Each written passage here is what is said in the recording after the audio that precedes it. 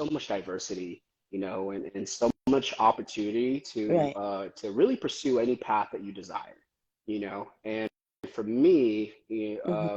all my cousins and relatives really like the Filipino or Asian mom dream is for their kid to be like have job security. You know what I mean? That's number Right. one. That's number That's one. number one Mm-hmm. is like have a steady income, have a secure job, work for the government. So a lot of my cousins were like, or relatives or friends growing up were they dreamt to become like lawyers, doctors, like for me as a male Filipino, like a male nurse was my path, right? Like my Asian mom's dream was for Right. his son to be a male nurse or just anything that has to do with Right. security. Um, and I felt so Right. bad trying to like growing up disappointing my mom a little bit, you know, because like I chose the creative path. It was either the army or nursing school, and I chose to go the art direction because just I felt so fulfilled creating, and I fell into marketing on Right. accident through MySpace and technology. Um, picked up my first camera. Mm-hmm. I think my like when I talked, I think my first words were like content or something like that. My parents might have said something different, but I think it was content.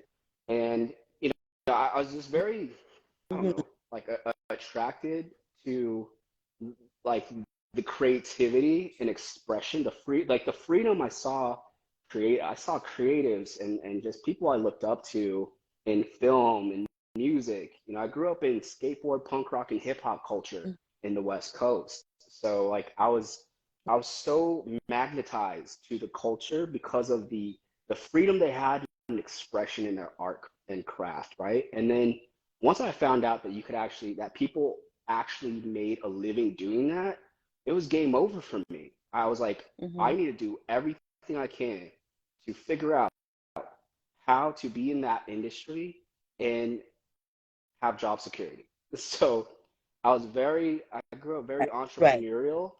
My dad owned his own small Mm-hmm. business when I was 9. He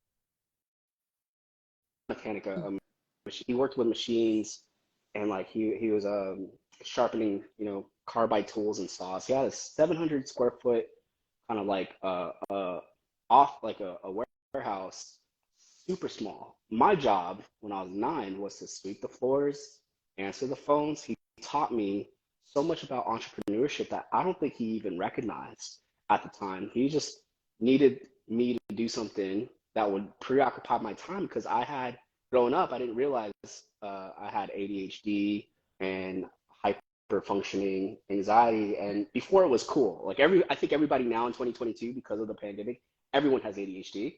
Everyone, like everyone has high functioning anxiety today.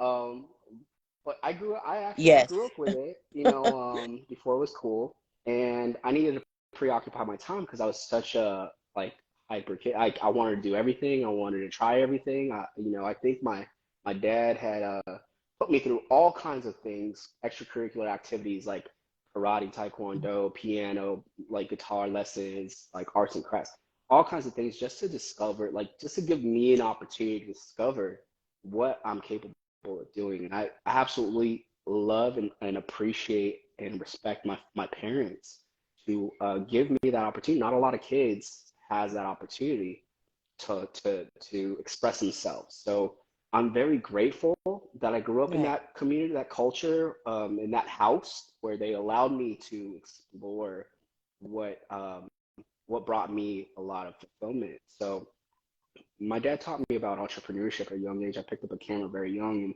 I started taking photos of like my friends that were skateboarders and stuff. I was like, oh, cool. Like the thing I was so attracted to about photography and film was you could capture this moment in time. And I was fascinated to pause in Mm-hmm. this moment and keep that moment forever captured in one image. Like, people say like Right. a picture's worth 1,000 words.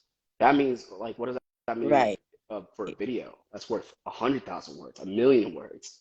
So as I was growing Right. up, I Exactly. failed time and time again. In fact, like, you know, I had friends, close friends in high school and in college told me to they they're my good friends that I trusted, and they're like, John, you should quit doing this stuff because you're not good, you know. And here's the honest truth. Here's the brutal truth I had to deal with. I wasn't good. All like it's embarrassing to look at the artwork that I created in the very beginning of my journey, and I had a decision to make at that moment. Either listen to those words and then just, you know, Mm-hmm. go to school for nursing or law school or something, or go to the army, or like I had a voice in my head that I felt deep in my heart that was like, you know, today you're not that great, but if you keep at it, tomorrow you'll be better than you were today.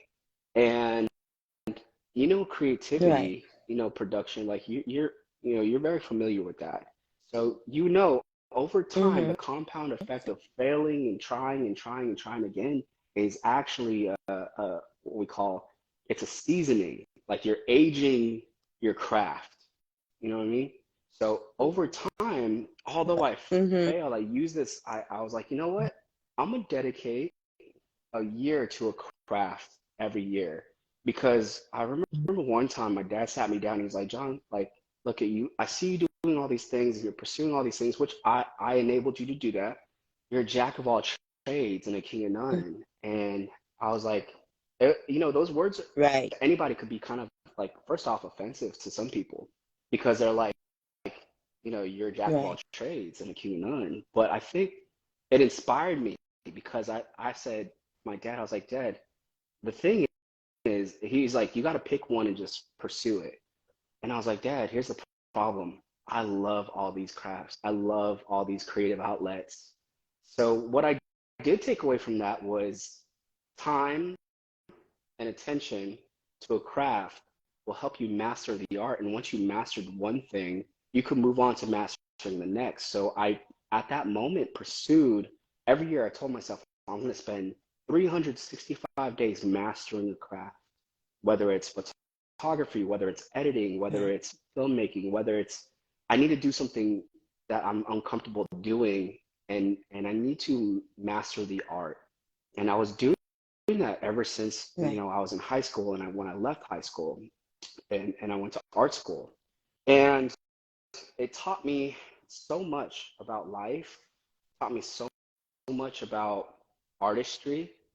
It taught me so much about business. I launched my first ever like actual business when I was 20 years old. I had a 1,700 square foot warehouse with my name in front, John Mediana Photography, and it was in my hometown where I graduated. Mm-hmm. And it was an exciting moment. I was like, oh, I'm gonna have my own, and I was very ambitious and young, and like, oh, look at my name's on the building, that's cool. But I quickly realized how Right. terrible I was at business, that that a creative actually struggles. Mm-hmm. You know, and it was a struggle because everybody told me to pursue your passion, pursue your passion, Right. pursue your passion. You're gonna figure it out. You're gonna make money. And I actually listened to that. And then when I had my own business and my own building that I had to actually pay rent for every single month, and when that rent due date was coming up, I was filled with anxiety and stress because no one told me the hardship Right. of what it meant to run a business. Everybody said just pursue your passion, and I think what I Right. learned from that Right. is, yes, start with that, but also learn about business, learn about taxes, learn about building and something that brings value to people. As a creative, I just wanted to create, and it was very self, you know, serving. And in my 20s, I learned Mm-hmm. that business wasn't about serving yourself; it was about serving people. That's you know, supply and Right. demand. I had to learn that the hard way in my 20s. What does that mean? You know, supply and demand. Well, if there's no demand, you ain't gonna make money. You can't supply that demand. And That's and I true. did learn a lot. So I learned that the compound effect of failure is success in the terms that you decide. So whatever terms you uh, describe success for your life, whether that's like I just want to, you know, pay my bills, or what does that success look like to you? You know, what you got to define success because for Mm-hmm. everybody it means something different. And if you can't Right. define That's true. success or what a desired outcome for your life is, what success looks like to you, you can't, you don't know where you are on the map of success. So if you started, I live in Tennessee now and I moved a few times in my life. And if I were to put in my map, back in the day we had MapQuest, we had to print it out, and if it was wrong, you're like, right? Like Right. that. I just aged myself a little bit. I was All born in, right. my niece and nephews are like, you were born in the 1900s. I was like, don't say it like that. Don't say it. I was like, excuse me, Right. excuse me. No, but we had MapQuest back then. But like, imagine if you wanted to go across the country. Well, number one, you have to figure out where you're starting. And if you don't put Mhm. a pinpoint of where you're at, the map can't tell you what route to take to get there. I believe that this is the same thing when it Right. comes to putting down what success means to you, writing those things down and defining those things, because if you can't name it, you can't pursue or find the route to get there. And it's very Right. challenging when when everybody tells you, oh, you're gonna be successful, or just follow your passion, and it's like this vague idea. If I had known how difficult the road would be to achieving those dreams and goals, I don't think I would have ever said yes to pursuing it. But I'm thankful That's true. that those Yeah. were that was the vision, because it allowed me to learn and grow and listen and start practicing, testing things, learning things, adapting, adopting, and optimizing the process. And I think that was just it. Like, that's a little bit about my background. I know it's like a long, long answer to the simple question of like, tell us about yourself. But No, that's good. People need to know you, like you yeah, said, people need to know your story. You're a so yeah. So yeah, I listen to your videos, yeah, I listen to so what people want to know is yes. about how to scale your business. How do you start a brand? Like how do you make yourself Yeah, a yeah, I brand think that's for a, your a great business? question that a lot of people are asking, especially after, the couple years that we've had these past couple years when three things happened in 2020, I believe that, you could think of five people from the top of your head or even count yourself in it where three things happened. People either left their job because they were unhappy about what they did, or being an employee, or they realized, uh-oh, I think I think I made a wrong turn somewhere. People either left their job, Mm-hmm. people either left their relationship where they're like, uh-oh, like I've been stuck at home with this person I don't even know, right? Or people left their Mm-hmm. their home, like people left and actually moved into a different place. And for some people, those Right. three things happen simultaneously for some people. I know a lot of people, Mm-hmm. that either one of those things happened, or all three of them happened at the same time. And I think it comes from a Right. place of number one, as a human being, our human nature is trying to find control. We want to have control. And when the Mm-hmm. pandemic happened, we had zero control. We were forced. And when you're forced, you want to feel like you need control. So what do? You have to shift something in your life to feel like there's momentum happening. So what does this mean when people are trying to scale their business? I started off as a freelancer. I started off being a solopreneur, meaning like I did everything and I wore all the hats, and I put a brand up and saying, and I would even use, and maybe some of the audience that are listening is really familiar with this, on their brand bio or their company bio, we do this. And the we is, oh, me, I do this. I'm the only one that works here, right? So Right. like we want to say we because we want people to feel like we got a company, right? And a company is really interesting because the whole Right. definition of company means you're in company with people. That means that you are on the same vision, on the same path with others that are choosing to participate in the vision that that company uh, uh, embodies and the ethos of that company. That's what having a company or running a company is, that definition. You are in company with people, right? So when Right. you're building a business and when you're Mm-hmm. starting off, of course, the quickest way, and I believe this is the first, but there's many phases to scaling. And if you don't identify those phases, it's going to be a really difficult time for you to transition from one place to another. The first phase is obviously solopreneurship, doing it yourself and figuring it out and failing. The first 2 years of business is one of the hardest, most difficult years you're going to face if you're deciding to go to run your own business, correct? Because Right. that is where Mm.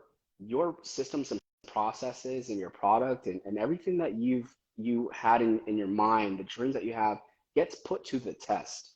And you have to figure out a lot of things.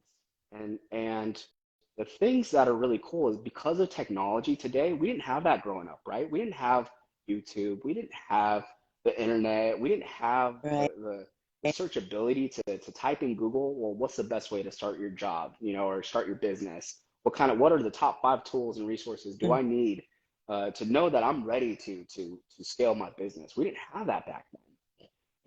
So we have to figure it out Right. ourselves and kind of test, learn, and adapt. And I feel, just people like you and me, we have a different type of grit and resilience because we have not been, we've been through failure so much that we know how to overcome obstacles and challenges, right? In every season of our life. And this is really important to the entrepreneur or to the solopreneur. To what do you do when you face Mm-hmm. life's obstacles and challenges? Do you shy away from that? Is it fight or is it flight?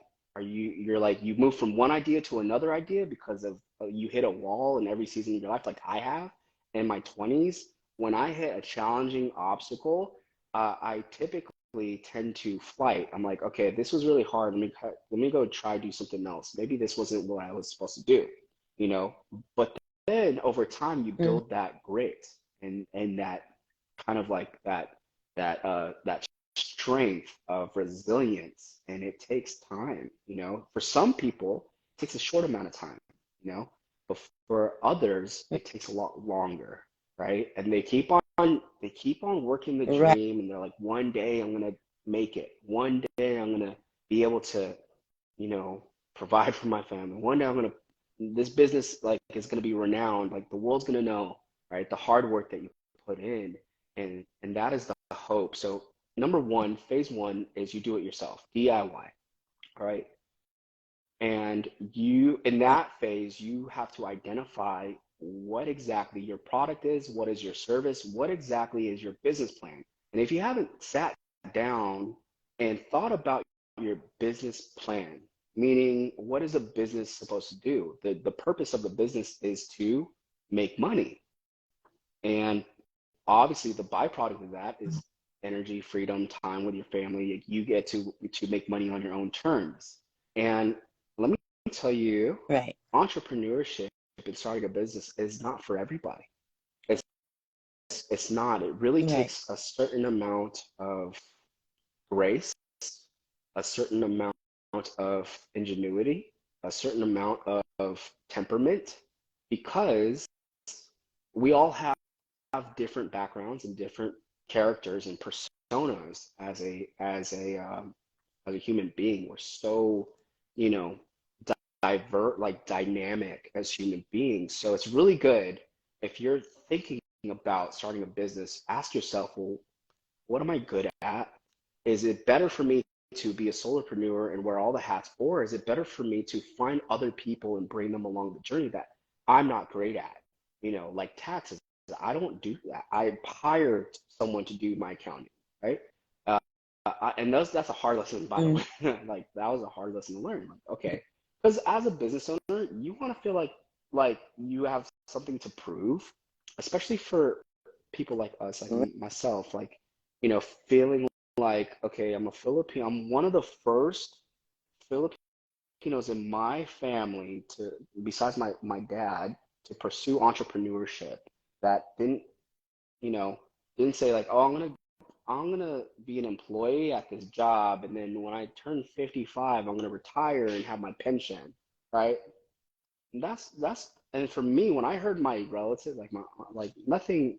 First of all, I just want to say nothing against that. If pursue that. If you feel you were born to do that, live in that fulfillment of like, this is my plan. I'm gonna work for 30 years, and then I'm gonna go see the world and do whatever I want. Because that's still a plan, by the way, right?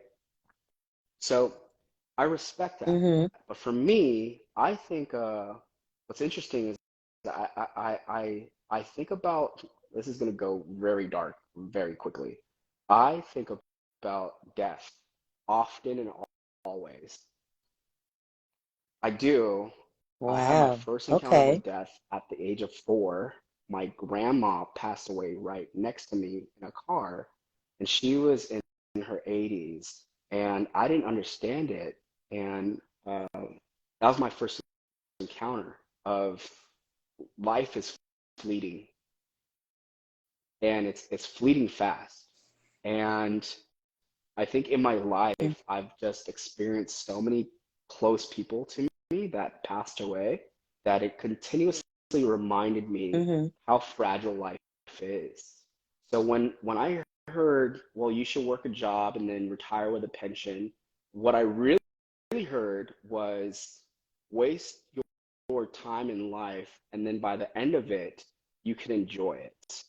And that just didn't settle right with me as a creative and as like a kid that was dealing with anxiety and ADHD and purpose and meaning, and already feeling like I've been discounted because, being adopted, I struggled with that stuff because I was like, all right, well, who's my real parents and why did they leave me? Why did they abandon me?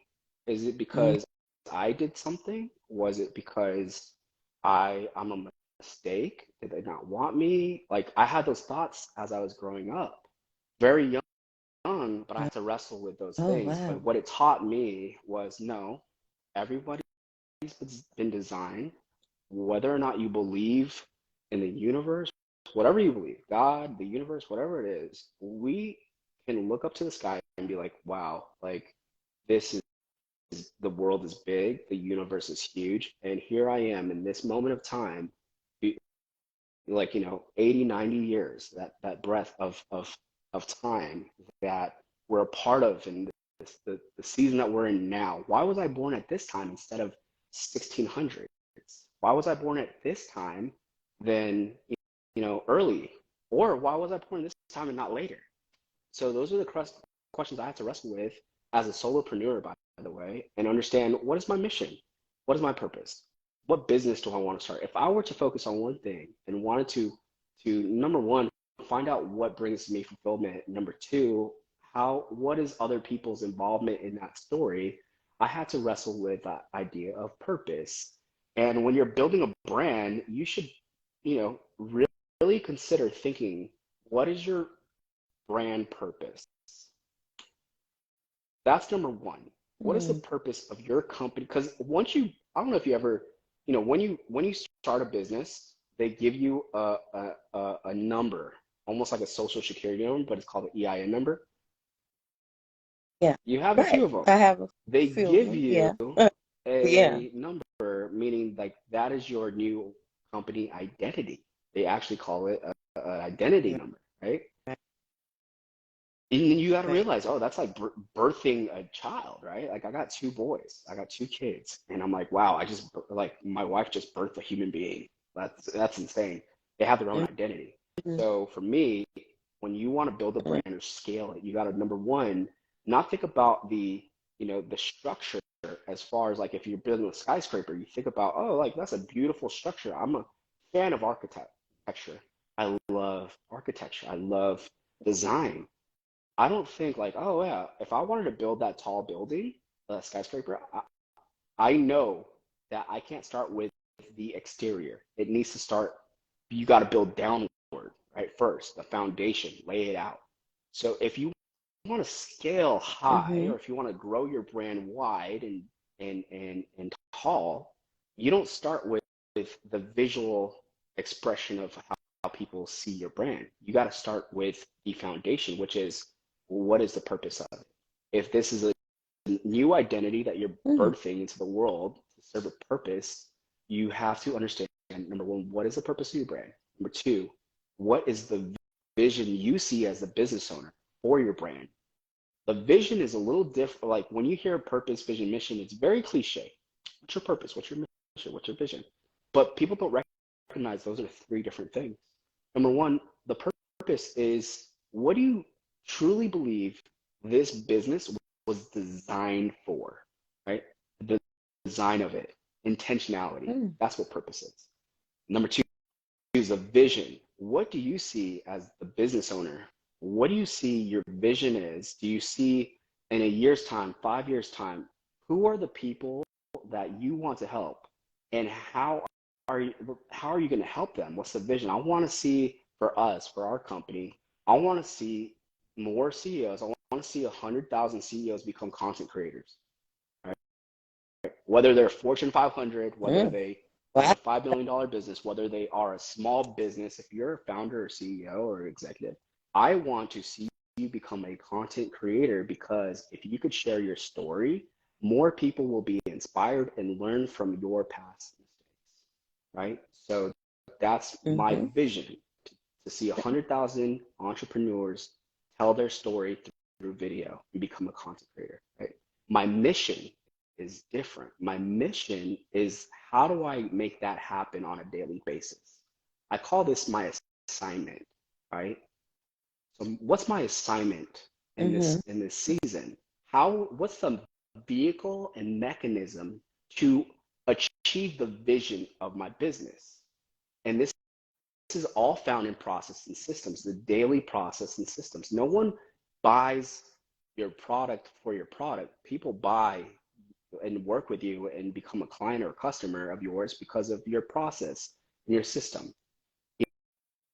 So that's really interesting, and we could super dive deep into that, but I don't know if we have 5 more hours. But the idea is, identify what your purpose is, what your vision is for your company, Mm-hmm. what do you want to see happen in the next 5 years, and your mission is, how does your company or business achieve, what is the roadmap to achieve that vision, right? So we do an annual vision summit, me and our executive team at our company, and we paint a picture of what we want to see happen in the next year, right?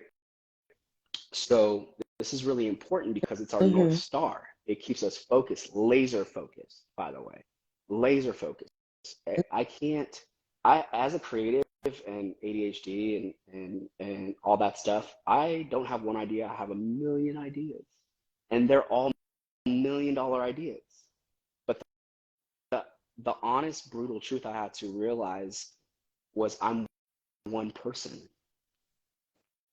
I can't put all that energy that it takes to build all these companies and all these brands. I'm like, oh, that's a great idea. That's a great idea. That's a great idea. I don't have the time. I just don't. I have to be brutally honest. I'm like, how am I supposed to put 100% focus on all these ideas? Because that's what it takes, by the way. If you want to see success in something, you put all your eggs in that basket, and you work it, you test, you learn, adapt, and you work it. Right? You got to do the work, and you got to put the effort into it. So me struggling with that, I had to say, all right, I'm gonna put all my ideas on this board, on this whiteboard. You could even take out a napkin and write it all out. Write them all out. Categorize them and say, all right, this is more like a 1 year plan. This is more like a 5 year dream. This is more like a 10 year kind of dream. But I want to find the closest one that I have the resources for, that I have the energy for, and that I know I could turn a profit like soon. Because if you're going to scale, you need cash flow. Now, your dreams, you could categorize, accomplish this dream. It's going to take $1 million to make this dream happen. Okay, I don't have that yet, right? Maybe you're just starting. I don't have that yet. So what do? Go to the one that's Right. going to bring cash flow and put all your energy in that for a year. And then once you hit a benchmark of like, all right, now I got capital. What now with capital, you could multiply your time and effort. You could hire people. You don't even have to have a W-2. You don't have to have a staff. You could hire virtual assistants to take off the load from you to now think at an executive level of like, okay, I got, number one, that first year, that first 2 years of business, you got to figure out if the product is viable. Is there a demand for this product? And then the second phase is, can I build a system to scale it? Can I build a system where I take off all my roles and responsibilities and I create a standard operating procedure that can be taught to someone to do this job? So for me, I was wearing all the hats. Then I said, I need to bring in a partner. I need someone to help me operate this Mm-hmm. company at an executive level. Mm-hmm. Then I need a producer. I need a copywriter. Then I need an editor. Then I need this to take off those hats. I was wearing them all in the very beginning, and I started creating standard operating procedures for every hat. I said, once I have cash flow, I'm going to do this. This is what I need to do next, right? Hire someone for $5, $10 an hour, and they need to follow this procedure and system so that I could scale, all right? And then phase three is scale. All right, once you Mm-hmm. do that, you got a whole process and systems. The machine could work with me not being the person anymore, right?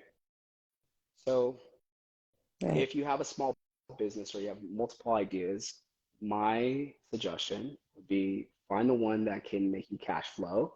You don't have to be uber excited about it, but you do need cash flow.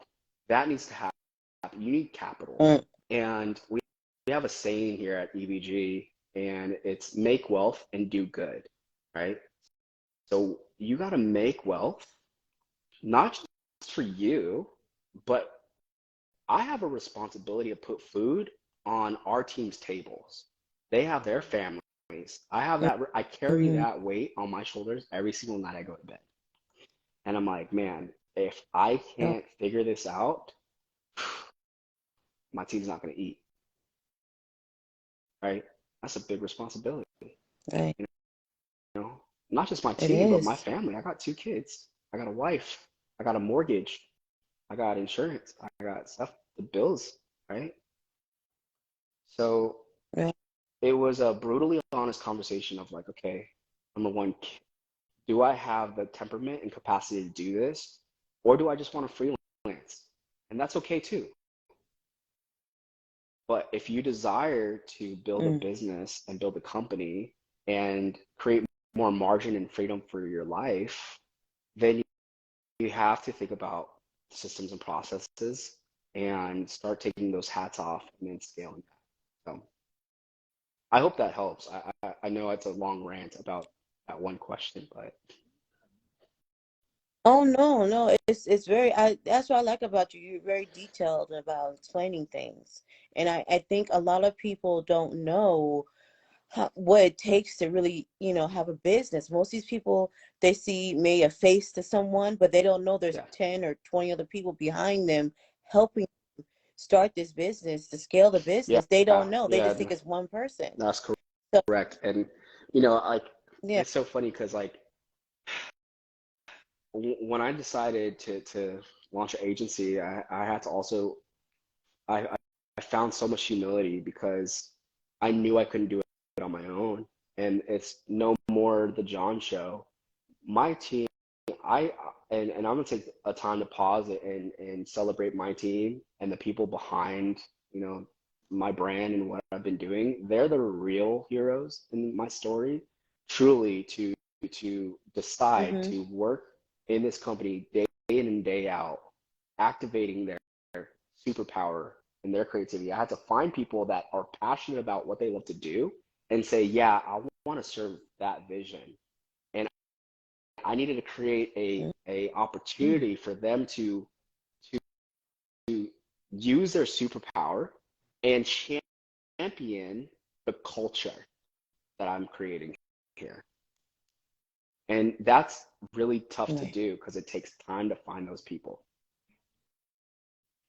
And that's, I think, the problem that a lot of people have, because I They don't don't know want if to you work. know the newer generation, they don't want to work. They want to be, they're No. independent. I don't Mm, want to do this. You're not paying me enough. Oh, you want to work these. I mean, they don't they understand don't. hard work. They don't want to work. So how do you find the Yeah. right people for your It business? honestly, that is a great question, and I don't have the answer. The only answer I have that I'm still working on is because I'm constantly recruiting and looking for those people, right?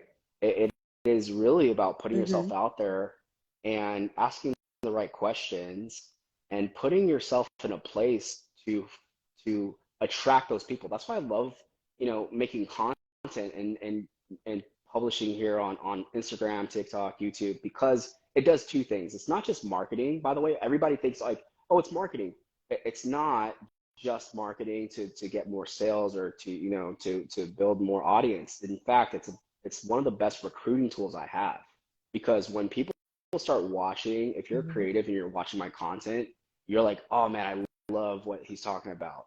I love how he builds his business. I would love an opportunity to intern or even apply for a job to work with John or his team. It's one of the best recruiting tools I have. So that's why I challenge people to share their journey more, because it's one of the best recruiting tools I've ever learned to have. So I'm going to move a little bit so that I could plug in my phone as it's dying. But uh, Oh, okay. And I want to yeah, ask you a question about that, yeah, John, about branding, because I know that yeah. you probably don't know about me, but I knew about you. I'm still trying to remember. I don't know if someone Hmm. referred me to you or I saw you on something, but I I know you sit there and say Yeah, you need to tell your story. You tell your story. I feel like I don't want to tell my story. I don't want to tell people who I am as a person. Like, I actually delete all my pictures and things that I do on this like yeah, this business, like a business page. Um, I have a hmm, license to yeah, do this in Nevada. I actually have the IN number for this. I do a lot of different things, but I feel like hmm, I think it's my audience because yeah, it's more urban, and I think they see me in a certain light, and I don't think they right, know who I am as a person.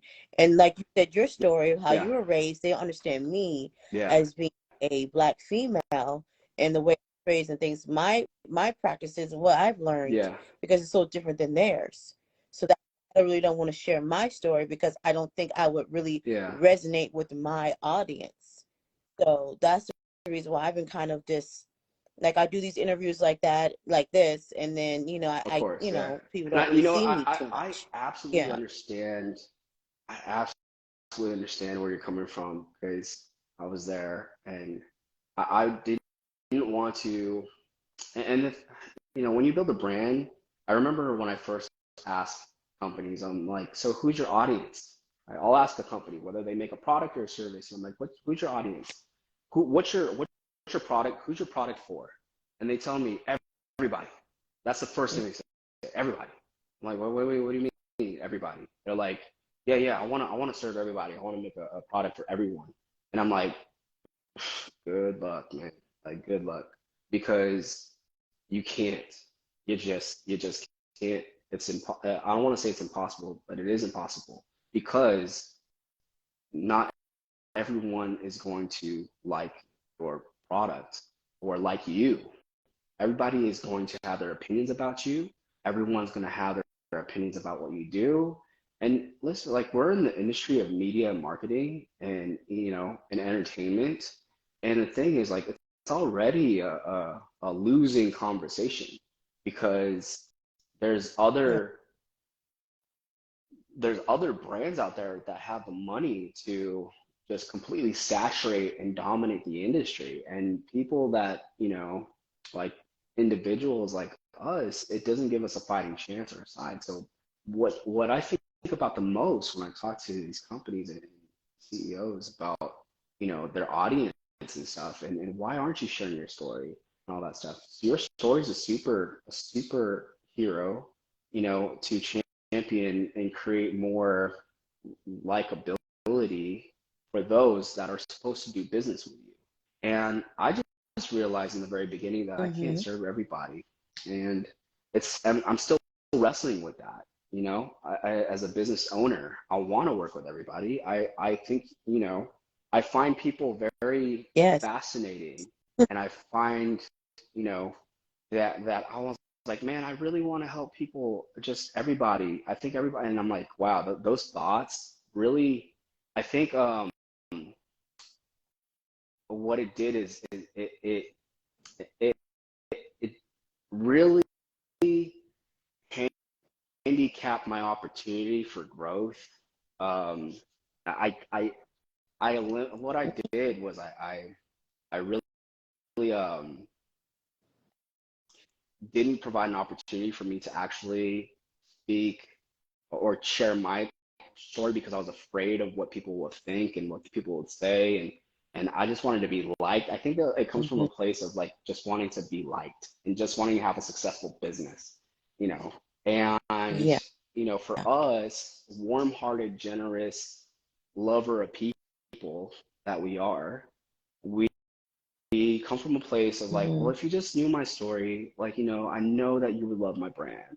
And I know if you just knew my story and what I had to go through. And here's the thing, if you knew everyone, if you knew someone's story, you would love them differently and you would speak to them with more kindness and more generosity and more humanity. And that's what I love about a personal brand. And that's what I love about, having these opportunities to be face to face, live, because I'm like, oh, I Mm-hmm. didn't know that this person was behind that brand. But now you provide an opportunity for people to Right. champion the brand because they're like, oh, I see them. Do you think Elon Musk, his company, whether you like him or not right now, right? Do you think Tesla would be Tesla? Yeah, I don't like it yeah, for the yeah, feed. I know that. yeah. Now, I don't think a lot of people do right. Yeah. But do you think Tesla would be Tesla if Elon Musk wasn't at the helm? Right? Do you think Tesla would still be Tesla if Elon wasn't the one in charge? Do you think it would have done that successful? Because here's the data.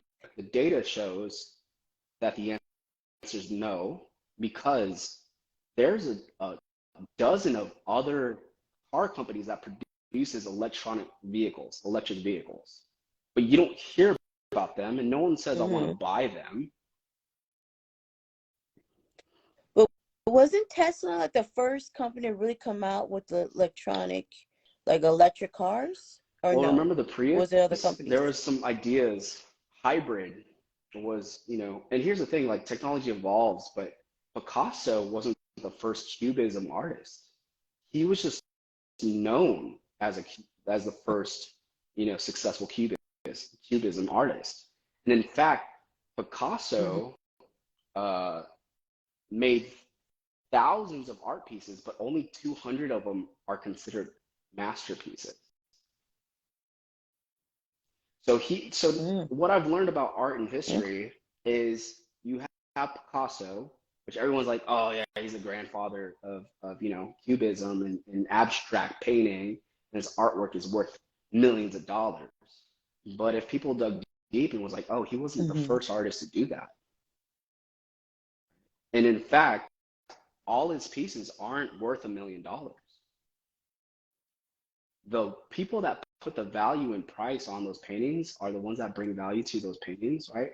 Only about a couple hundred of them are considered masterpieces that go for millions of dollars, but this guy has made thousands of pieces. So that tells me from the data that people choose what they value about a certain thing, right? But it is because of the story or the attention that person has gotten that puts them in a place of influence. So, like Picasso is the most well known, but artists came before him. Elon is the most well known, and Tesla is the most well known, but it wasn't the first of its kind, right? But it's the people that Mm. decide what to value about, Mm. and they only put value on that because the brand is felt. It gets more attention. It gets more. The people buy Tesla because they believe they are aligned with the ethos of the brand and what the mission is. This guy's trying to put people to Mars, and I don't care what people think about Elon or not. Like, I'm not like I'm very neutral when it comes to a lot of stuff. I'm not a very political person. I'm not a very, but I do learn from people in history. And this man puts rockets in space. This man is creating a new industry for vehicles that has been the same for the past how many for the past century, right? There was only one thing that's gas powered vehicles. And of course, people are going to label those people nuts, kooky, crazy, you know, in the very beginning. And I challenge people. I'm like, listen, like, whether you're a fan or not, there's a lesson to be learned from all these people, that are doing things that are different. Because people called me different when I Right. first started doing photography and filmmaking, and like my cousins, Did like, they? I was the black sheep. I was the outlier in my whole family because they're like, you think you could Oh, make wow. money from taking photos? Like, your cousin does that as a hobby, as a wedding photographer. Like, that's just a hobby, John. They told me that for years, that what I do is just hobby Wow. worthy, that there's no real money in creativity. I shut down that first business when I was 20. I had the craziest, worst, most stressful anxiety year that year, the lowest of my life that year when I was 2021. It took me a year to recoup from that. And the following year is when I made my first six figures as a creative, right? So Wow. it taught Okay. me, out of the challenges of life, out of you know, the darkest moments. You're fine. Yeah, Hold on a second. That's not hold. you're good. I'm sorry. I Okay. No, you're I fine. stopped. I Sorry. feel like Sorry about that. the lesson is out of the darkest moments, it creates grit, you know. And I've heard a little bit about your story and the challenges that you've seen, and sometimes it's like, we wake up, we're like, oh God, is this worth it to go through these challenges? And may I deposit a a thought, and the thought is, we can't see the goodness without the darkest moments, because there's no measurement of we have no measurement of joy when we have not seen how bad things could be, right? And it makes me more Right. grateful for what I do today and who I help today, because I failed so many times in my 20s. I I remember in my 20s, I was a percentage holder, equal percentage holder in a few companies. I worked myself to death. I had no relationships. I traveled, I think, about close to 200 days out of the year during these times in my late 20s. I had no social. I was just hustling, hustling, hustling, because I was like, so like, I had dopamine hits of being so busy. I was like, oh, I feel good because I'm productive. It was me trying to prove my worth to the world. It was some sort. It was very immature, I think, of me at that time when I look back. Um, it was very immature of me. I wasn't seasoned at all. I didn't. I worked myself to the bone, and I remember just drinking so much coffee. It hurt it Wow. destroyed a lot of my health that I'm trying to gain back today, right? I remember putting on so much weight Mm. and so much.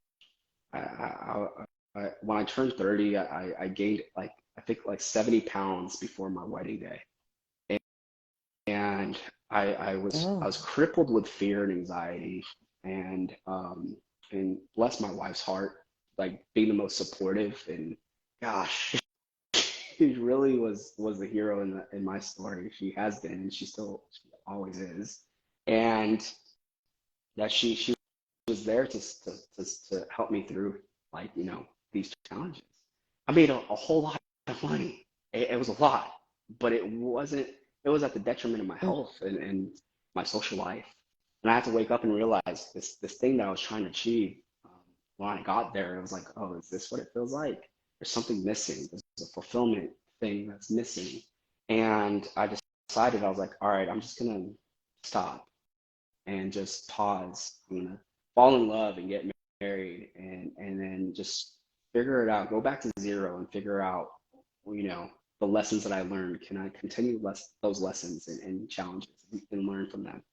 And I don't think a lot of people would sign up for that. I don't think people would sign up for the challenges that you've no, been through in your life. You know, that's and I true. feel like, Yeah. and you're talking Mm-hmm. about building a business and choosing whether or not to share your story, or if people knew who you were behind the camera, behind the account, like sometimes I feel like, it's our natural habit to not want to marginalize or cut people out, or feel like, I am cutting the opportunity of reach if I just put my story out there and people don't resonate with me, or they see who I am. And, like, I'm not the best looking guy. I'm not the most talented or smartest guy. I'm not the most creative guy. Like, I kind of like, I put myself down a lot. I think I'm the hardest person on myself, to be honest. And because I feel like I've been discounted when I think those thoughts, I'm like, oh man, I'm just discounting. Like, I'm just like second-hand store of creativity when it comes to looking myself in the mirror and saying, like, man, why would anyone want to partner with you, and these are the thoughts I've been thinking, like, over the time of entrepreneurship, because there's moments where I never put out content because I hated the way I looked on camera, and I felt like nobody would, you know no one would see me as something that I wanted to be seen as. And no one would buy or work with me if they hear me stumble. I was never good at speaking. I was never concise with my thoughts. I struggle with anxiety, ADHD, and like I was never really good. And all my insecurities came out, you know, and, during entrepreneurship. Mm-hmm. And then someone told me, a mentor of mine, business mentor, told me one time, he's like, you're being selfish. And I was like, excuse me? And he's like, you're being selfish because you got stories and experience that the world needs to know and hear, that is absolutely going to change their life. Mm-hmm. And you're being selfish because you don't put yourself out there and you don't share those stories, John. you know, and it hit me to the core.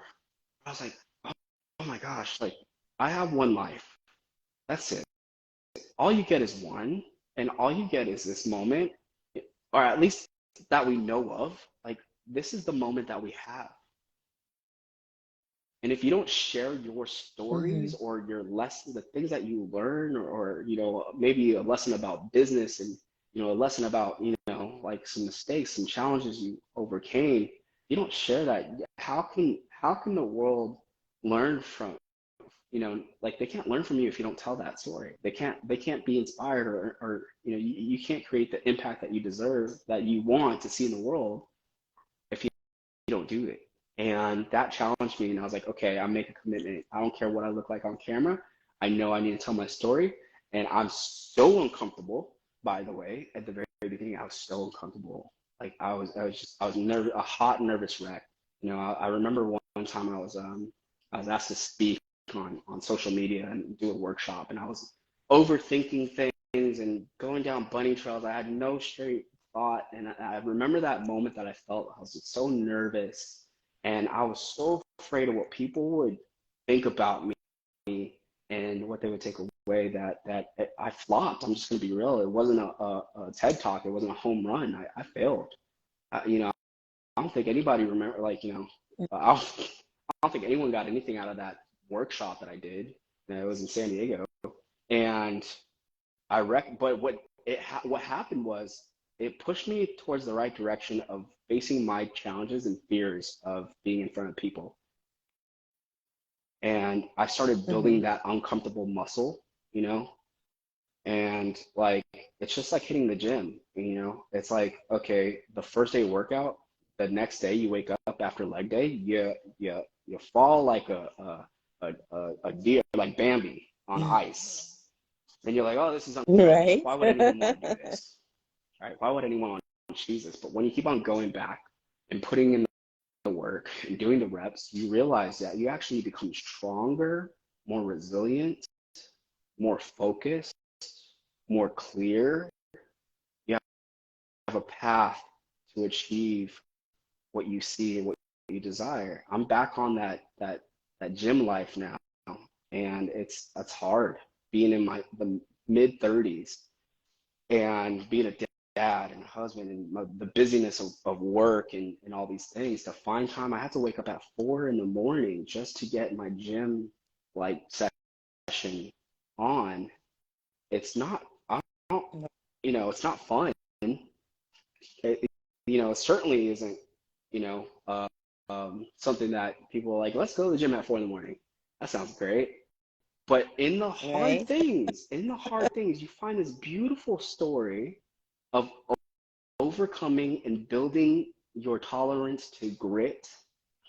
And in that, and this is the word that for those entrepreneurs and small businesses that want to scale, is you've got to do the thing that you are born to do over and over again until you are bored out of your mind. That's what creates mastery. And this is something that I experienced when I was doing photography and filmmaking Mm. and I was in school for art, film school, is that I need to practice the thing over and over again until I get bored, where it just becomes a second nature to get the results. And this is how people build trust in your product and your service and what you do, is that you've done it for so long. I'd rather go to someone that is seasoned and professional, pay the premium to work with someone because they know how to get the results, then hire an amateur for less.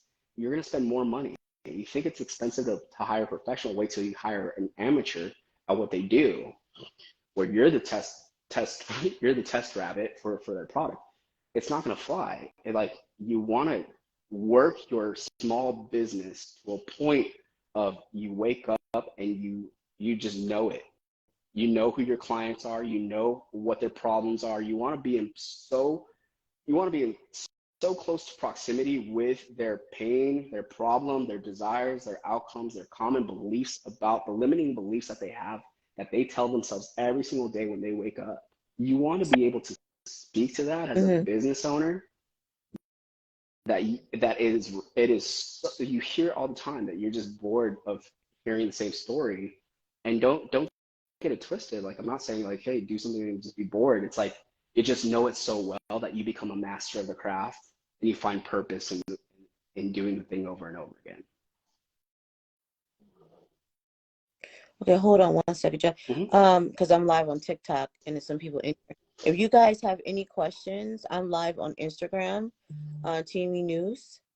So if you guys have any questions about business or marketing, just let me know in the comments and I'll ask John, okay? I know you can't see him and everything because I was trying to get the camera right, but but if you have any questions, just let me know. And anyone that wants to go live on Instagram, you guys keep on sending me messages saying you want to go live. You gotta tell me if you have a question for John. Let me know in the comment section because you guys are requesting, but you guys are not telling me why you want to go live or anything like that. So you need to let me know. Okay.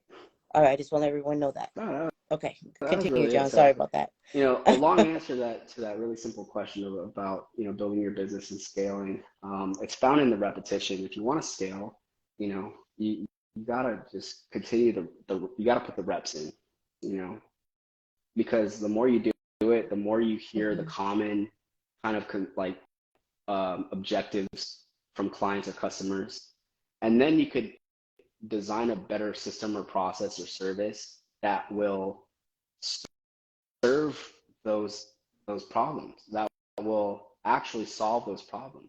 That's what a business is, right? It's designed to not only make money but to solve some problems, and that's why people buy a product or because they believe it's going to solve a problem. Just like e-commerce, if you have a $12 product, like let's just say like what's a good product? What's a good e-commerce product?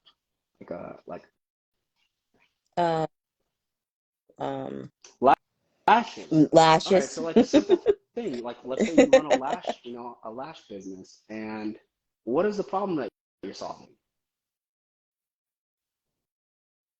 Women that want to beautify Their their face, their right? their face. It's still no matter how small the problem Right. you think it is, it's still a problem because there's a desire. The desire is Hmm. that person believes that this product will solve the beautification problem that they feel they have, right? And it's going to make them feel empowered and beautiful when they put on that lash, those lashes. They're going to walk out strut on the street and feel themselves. You know what I Right. mean? Like you Right. Right. want to speak to that desire, and then you want to tackle what's a common belief. Well, the good lashes are really expensive, where it takes a lot of time to applicate. You got to identify some of those common beliefs about your product or how your product solves that problem. And when you do that, you can now counter that with some desired outcomes, right? Like, hey, these lashes you want to buy because either it's cheap or it's premium or it's going to do this, or when you put these on, especially like testimonials and reviews and stars. Amazon, right? Amazon is the number one e-commerce platform on the Right. planet. We could argue that the design of the Right. website is not the greatest. It's not the most beautiful design, but it is That's bringing true. in billions of dollars because people are able to see the product imagery. They could read the reviews. They could read the testimonials. They see the star rating. How do you purchase? Ask yourself how you purchase an item on Amazon and then apply that to your business. All right, that's a good hack. Mm. That's a good, that's a sniff test if you have a good product or scalable product or not. If Mm-hmm. your product or business was on Amazon, who would buy? Why would they buy? Right, that's a good test, to try Mm-hmm. out. Yeah, yeah. Business hacks. All What's right. up? All right. Right. Um, so I mean, what was the other question I had for you? So do you, for people that are starting their business, Mm-hmm. like their e-commerce business online, all their stuff is Mm-hmm. sold online, they don't have like a brick and mortar store. What is the best thing to be able to advertise? Like, should they, I mean, it's all these Yeah, different techniques to get new yeah. customers, to get your brand out there. What would you tell someone that's starting out, like I said, a lash business or starting out a clothing line? Yeah, What's the best that's a thing they loaded should do? question. Off the top of my head, I have a few things to discuss over that. My process is number one, if you're gonna have an e-commerce business online that you don't have like a brick and mortar, the first thing is you got to understand who's in the market, right, for your business. Like who's your competitors, and what are they doing? Are they doing advertising? Are they doing all those things? And recognize like, all right, I think when you start a business, instantly you think of, I'm going to make $1 million. And all I got to do is get the branding right, get the marketing right, do paid ads. And then when you run paid ads and you spend a couple $100 on it, you realize I didn't sell anything. I sold 2 items and I reached thousands of people, but I only like, why didn't they convert? I think the number one thing that's going to Mhm. help grow your business is not becoming like, the best, but becoming different and creating more proximity between you and the actual buyer, right? You don't build a business at scale in the very beginning, meaning like you don't throw an ad up. You just started your e-commerce business, you're a week in, and then you start running ads. You don't run ads and you don't see those conversions, and you're like, I'm going to make $1 million tomorrow because someone told me that if I run paid ads, I'm going to run a drop shipping business. Everything will work out. Now I can work a 4-hour work week. I'm sorry, that's not going to, like, that's like 0.0012% of the people that start those businesses. If you're truly going to start a business online or e-commerce business, value and proximity, right? So number one is you want to build a brand that's felt, meaning how do you create out of the sea of other products that you fall in the category that you fall under, how do you the game isn't becoming the best out of all the because I've met people that have way better products than their competitors, and their competitors are charging way more, and they're playing the race to the bottom, which is cheapening their product. They're saying, "Oh, I got the cheaper product, and it's better than this product," right? But the idea is Mm-hmm. psychologically is like if it's cheaper, that means it's cheaper, and even though this other competitor has a Mm-hmm. cheaper or like not that great of a product, they put themselves at a price point where the perceived value of the product is felt and the brand is now felt because they are in a perceived value category to the audience. So number one is, well, what's your what value do you place on your product? What are your processes and systems on creating that product or brand? Number two is not making your product the best product, but making it different than others. How do you promote your product differently than your competitors? So if your competitor, I'm going to break down these four simple strategies, and this is the only strategies that exist in business. And I don't think a lot of people understand or know these strategies, or that only four of these strategies ever exist. And you could put every single business from Nike all the way to In-N-Out Burgers in the same in one of these four categories. So if you understand these categories, you can now take that learning and place your business, your e-commerce business, in either one and actually start working your way towards success. So those four categories, I'll just go through it really quick. It's defensive, offensive, flank, and guerrilla. Defensive is like the top of the mountain. They're the Nike, they're the Disney, they're the Coca-Cola, they're the McDonald's. They're the ones that own the market. They have the money to own the market. They're in defense marketing mode, meaning they're defending their title. And to defend it, their marketing strategy is spend $1 billion in marketing every year. They have the money. They got to keep their top of the mountain. So they spend money to stay on top. The second one is offensive. This is not the top of the mountain. This is the Pepsi. This is the Windows. This is the Burger King. This is, these are the people that are the alternative choice. So their strategy isn't about wanting to be the top of the mountain. In fact, they have a different strategy. The strategy is about being the alternative. If you don't want to spend money on Nike, buy Adidas. If you do not want to go through a McDonald's drive-through, buy our burgers because we're char grilled, right? Made fresh, made to order. And you hear this in their commercials and their messaging, right? So they're in an offensive marketing strategy. So they're working on messages that makes them different than the people that are on top, the businesses that are on top.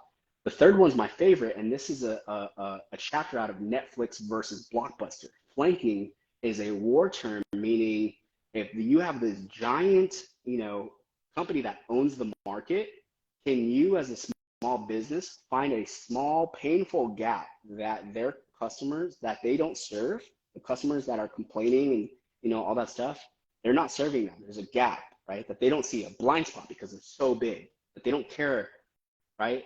Blockbuster owned over 2,000 retail stores across the country that are making so much money, but there's one thing that was super painful, and that's when people went to their stores, they weren't able to rent their favorite movie because they didn't have it in stock. So Netflix created a Right. system where people could mail in a DVD and mail it back, but they'll always have the DVD. So they found this small pain point that became a bigger pain point, and they flanked. They focused so much on the gap and they widened the gap. They were the first on-demand streaming platform, and then they inspired a whole I remember. market to go on demand, and they put Blockbuster out of business, right? So that's flanking. If you're in a Right. company, if you're in a business, are you using flanking strategies? Meaning, are you like the Uber to the taxi industry? Are you the Airbnb to the real estate industry? Are you know what I mean? So that's flanking. Are you disrupting the industry, right? Mm-hmm. the last one's guerrilla marketing. These guerrilla tactics, and I'm sure everybody heard about that. If you haven't, it's like businesses that don't really know what they're doing. They know it's $1 billion company. They just want a piece of the pie. They don't care who's on top. They don't care who's second. They don't care, of any of that stuff. They just want a piece of the pie. And I see a lot of fitness trainers do this, solar Mm-hmm. panel companies. They go door to door, they knock door to door, they use email marketing, they use all types of mixed martial marketing arts, right? I think I'm Right, on right, the right. fourth level. Which is Gorilla. which is fine, I'm by the still way. on that level. But the thing I want us to take away is which one can you identify which position you have in the market, because your strategy to scale is going to be a different approach. And that's the thing that you got to identify. Okay. So if you're in guerrilla marketing, you have to, number one, name your position in the market. I'm using guerrilla marketing. Okay, what are my actions, and what do I need to do if I'm in guerrilla marketing? That means that I'm going to have a low churn when it comes to trying to put, my name out there. I'm going to use low churn advertising. I'm going to use email marketing. I'm going to use my landing page as a traffic. I'm going to try to pull more traffic to my website and collect more emails and start doing newsletters, like very, grassroots approach to marketing. And when you're ready to scale, you're going to go into that Mm-hmm. next, whatever that next tier is for you once you scale. So that's it. I think the conversation is like putting a mirror to your business and saying, where are you in business? Like really be brutally honest. Where are you? And what strategy do you need to take to get to that next, season? Well, I want to tell you something. So I told you I have, different business. Actually, I just created a business last month. I'm probably doing too much, and I really need to hire people, because I'm like, I keep on trying to start stuff, because I'm so, like you Yeah, said, I'm so yeah, interested in different yeah. things. I've been doing things for years, so Right. I can't just do one thing. So recently, one of my, Mm. and I don't know if it's a me problem, because Yeah, one of the other business, I have a photography yeah. company also. I just don't do TV news. It's all photography and videography. So this is like my news, like do interviews, stuff like that. And then I have the other company. The other one, I don't post on anything. Mm. I don't share on my socials, Yeah. like personal on here. I keep it hidden. And recently, a video went kind of semi-viral. It's like Mm. 600,000 views. I've gained about 6, 7,000 new Yeah. followers in the last 2.5 weeks. So, and I'm sitting here thinking, is No. it me? Am I the problem? Yeah, let me. Because it's like all these doing stuff that if I were to put, I feel like if I did It that wouldn't do same well. video and put It on wouldn't do well. here, it Yeah. wouldn't got right. And I feel like it's been a lot Yeah. of people, I've met a lot of Yeah. people in these last Yeah. throughout the years. A lot of people, just executives. I mean, all kinds of people, celebrities, just, people that are in, Yeah. entertainment, all kinds of people. And I feel like people don't understand. That's why I haven't really Sure. shared my story, because people don't understand me, understand what's going on with me. And I haven't found, I in 2021, I think I Yeah. hired about 20, 30 people, and Yeah. I got rid of all of them. And it's It like, it's so is. hard to find good people to work with and to scale your business. So Yeah. it's like I'm at the crossroads now. Like I kind of told you like a month or two ago about changing, Hmm. like you said, change your brand, change your name, change this, change that. And I was just like, I've done this like in the last 8 years, at least Yeah. almost 5 times. So I'm at the point where it's like either I completely change and start over again, I stop, or I dedicate to my Yeah. photography company and the other company I just started, and I start Yeah. really, really put all my energy Yeah. Let me in let me that tell you, particular like the companies. first thing I think about is Instead, like you're in good company because I've probably started and dissolved about a dozen companies, um, in less than mm-hmm, about a decade time frame. And this mm-hmm, is a word I think that's going to be really important that you probably even write down. But you're in a season of hyper prototyping, and hyper mm-hmm, prototyping is really healthy. By the way, let me tell you why. If you are too in love with an idea for a long period of time, you get too attached to it, where if you can't see the truth of this idea isn't viable and it's gonna fail, you don't want to see that. And it's hard to let it go Mm-hmm. because you've been grown too attached to it because of the sentimental values, I guess, you know. But when you hyper prototype something, I mean, like Right. you just said something that was really important. I hired 21 people and I fired all of them. And I have this business, this business, this business. What you're actually doing is actually you have a passion to launch businesses and ideas and to grow them, and like that's a passion, like you love business, and it's amazing. And you could see you have the vision, so you're like a visionary type of person. You're a dreamer. My wife calls me, Mm-hmm. this is funny, she calls me the astronaut and she's ground control. My wife is very logical, she is ground control for me. When my head is in the Mm-hmm. clouds, she's there to pull me down and say, okay, but what are we doing today? And I'm so grateful for that type of person and that accountability in my life, because a friend of ours said, it's like you're blowing up all these balloons, John, and you're asking your wife to hold them, and when you turn around, you're like, a new balloon's a new idea and a new business, and you're saying, here, can you hold this for me? And then I'm blowing up another balloon, and I turn back and I'm like, hey, why are you still holding that balloon? I got all these balloons, and she's like, you told me to hold it, like, isn't this what we're doing? And I'm like, no, we're on this new idea. So like, Right. for people Mm-hmm. like you and I, with all these ideas, where we actually are in love with the process, right? We actually love the idea of starting something new and seeing that thing come to fruition. And if it works out, it's almost like, wow, this one worked. So I was introduced to this idea of hyper prototyping, meaning you want to have a timeline of success, and you want to make sure that you got some boundaries or practices or framework to have a timeline where it's just enough, where you only put a certain amount of resources and energy towards it, and once it produces fruit, you already know if it's going to be viable or not. But then if it's not producing fruit at a certain timeline, so let's just say you launch a new business and you say, all right, I'm going to give it 1 year. If I can't figure this out in 1 year, I don't I can't fall in love with it too much just to keep it going when I need to take it out to the shed and put it out of its misery. So a lot of times business people and Right. artists and creatives like you and we love our trophy. We love all our brands. I can name every single brand I ever created. I have a Mm-hmm. whole journal and books and books and books with all these ideas in a library, right? And we're like, wow, look at these accomplishments, because it brings validity to who you are as a business person and a creative. And it just sounds good.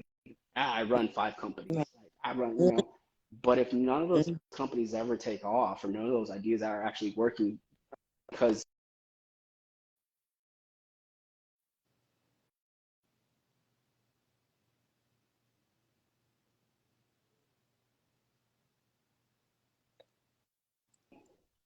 as my Oh, okay. co-founder, my business partner, for whatever reason, now if you're hyper prototyping, you don't have to be attached with the results or failure of that business. So you give it a timeline. You got to give it a timeline.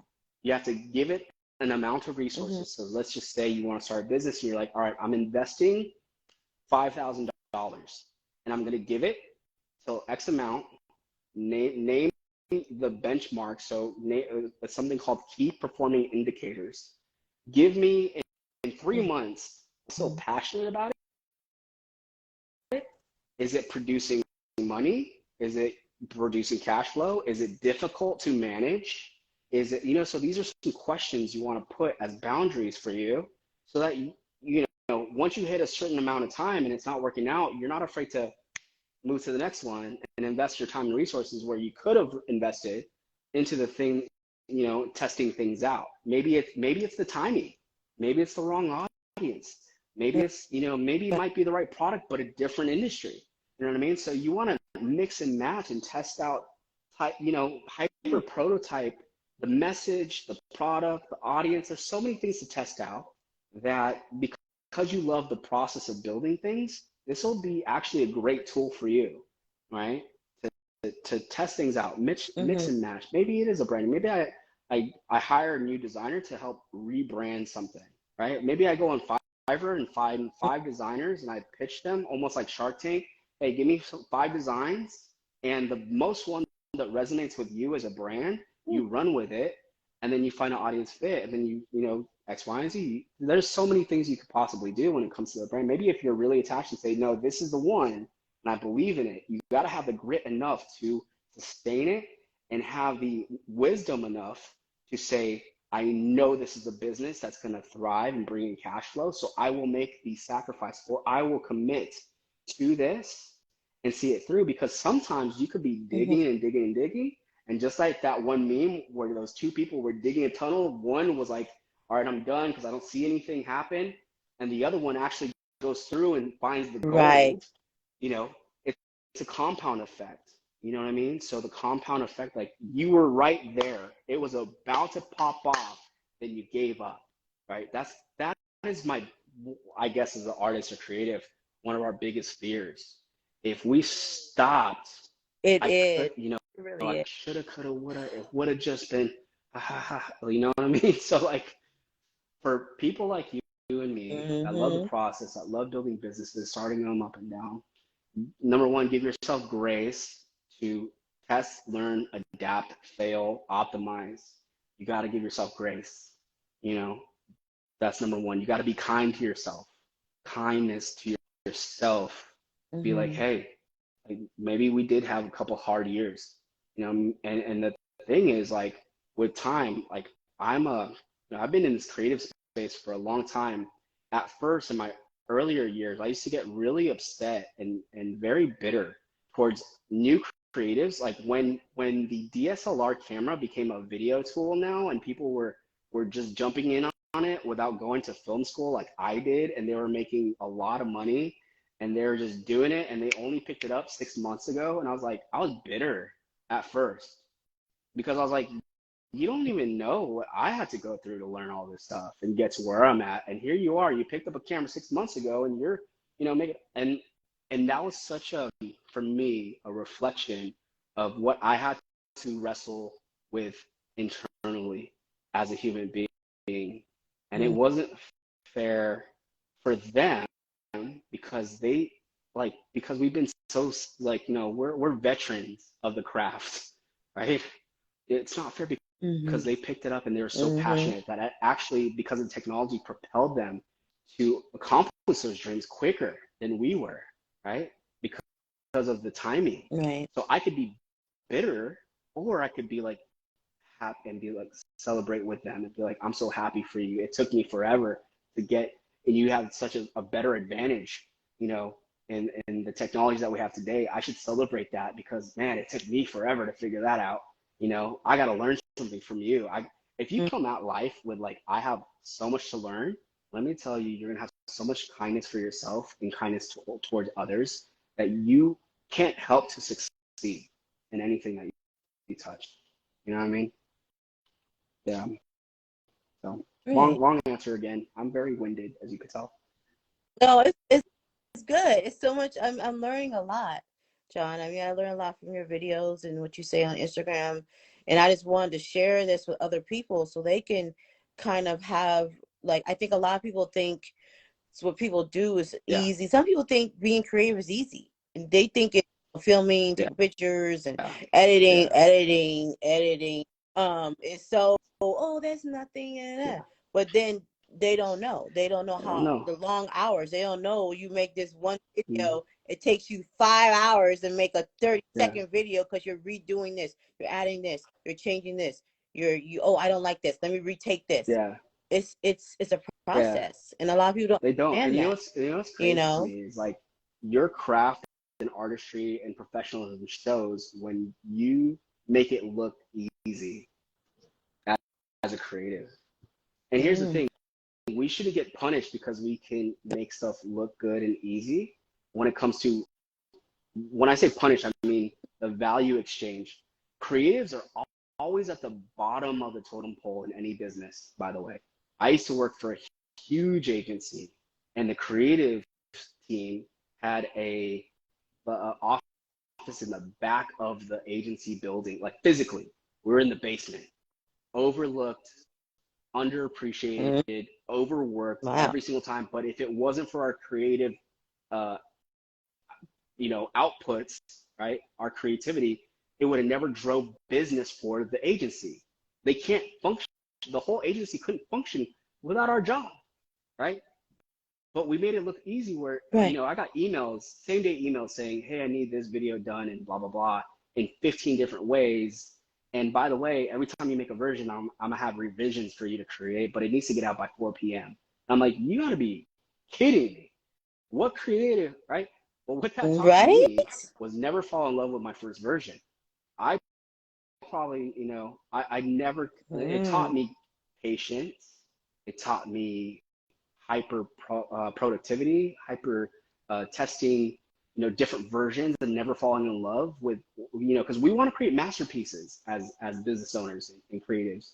And we want people to see our masterpieces and we want to display our masterpieces, but we can't keep clicking the numbers of how many masterpieces we create. Going back to Picasso, he made thousands of art pieces, but only a few hundred of them were considered masterpieces. Not by him, by the way, because he would call all of his pieces of work masterpieces. They were called masterpieces by the person who put value on the art. And if we learn to not fall in love with our first draft, our second draft, our third draft, this game of entrepreneurship and creativity is all about making things better and learning from your past designs. How can I optimize and create a better process that is, how can I hyper prototype businesses and processes faster to get the results that I'm desiring? That's a part of the game. So Mm-hmm. maybe this is your 12th business, right? But let me tell you this, you learn something from your last one that's going to help you with this one, right? It's good, like when you hire people, Right. you've Mm-hmm. learned who to hire, what questions to ask, right? How to manage, right? Mm-hmm. If you don't communicate, if you're a creative Mm-hmm. like me and I have a bad, communication skills, what process or system do I need to create to help communicate my thoughts so that someone could achieve the task and outcomes that I want to see, right? So it taught me how to, like, running an Mm-hmm. agency and my own business, and with my business partners, taught me as a creative and as a introvert and someone that struggles with ADHD. If people don't know this, and they will never tell that I'm actually an introvert, I actually love me time. I'm the loudest introvert anyone will ever meet, and no one would know that because of the years of Mm-hmm. practicing. Like, I didn't just get to this place; it happened over years. But you know, I think that a practitioner of things makes you better, and the more you build businesses, you'll learn what Mm-hmm. mistakes you made in the last one, that hopefully you learned the lesson so that the next business you create will be a banger. It'll be a good one, you know. So those are just some thoughts. I hope that helped. Okay. It did. And hopefully everyone on TikTok and Instagram that's listening, um, they learned a lot. And I know you're probably a busy man Oh, and you've been really? on here for Wow, an hour time and a half. flies. So I know, but it's such good information. It made me really Yeah, think about some things I've yeah, done, private mistakes. But I really yeah. appreciate you doing this interview. So glad. Um, and you know, yeah, and hopefully maybe Absolutely. one day we could work Guaranteed. We have together and do to. something. Um, yes, definitely, definitely.